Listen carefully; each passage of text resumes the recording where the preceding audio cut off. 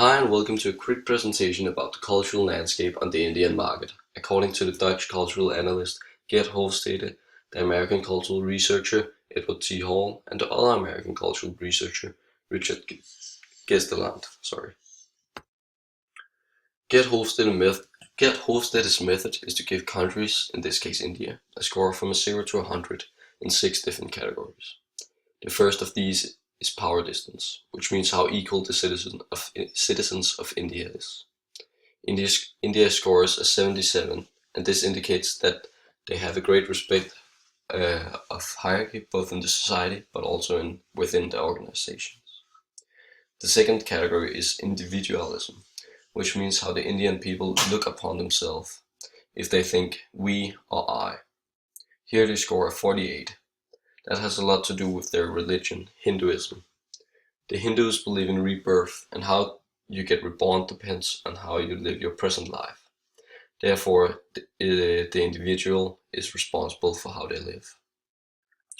The third category is masculinity, which means how India is power and success driven. India scores a 56 on this dimension because they have a very masculine appearance, but they too have spiritual values and do not believe as much as other countries in success and achievement validated by material gains. The fourth is uncertainty avoidance. This means if the citizens of India is afraid of the unknown and ambiguous. India scores 40 in this category, which means that India have a greater acceptance for the unexpected, and they are good at adjusting themselves to the unknown and unexpected.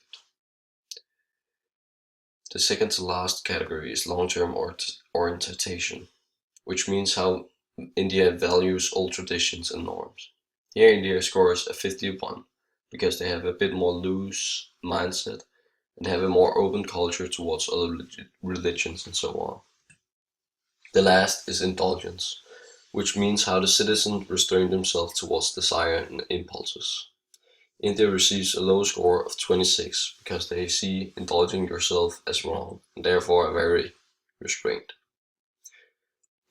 Edward T. Hall looked under the culture in the way they communicate, which is important for business affairs.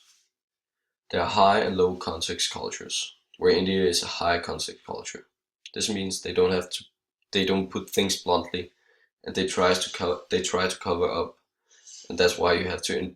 They try to cover up what they mean, and that's why you have to interpret what they actually mean, for example through their body language. India is too a slow message country, because it takes longer to create deeper bonds with each other. And most important, they are a very polychron culture, which means they have a more relaxed sense of time, and they are not particularly systematic. This means that their relationship with deadlines are very unserious. Richard Gesteland's cultural theories are based on energetic or personalized countries and formal or informal countries. India is a very personalized culture because they prefer to work with people they know and would preferably not bond with strangers. India is too a very formal country which is characterized by their respect of hierarchy and people with power. The elderly too have a higher status than the younger, and so do the men versus the women. All this together give a pretty good perspective of the Indian culture, both for business and for pleasure. Thank you for listening, and I hope I have enlightened your view on the Indian culture. Thank you.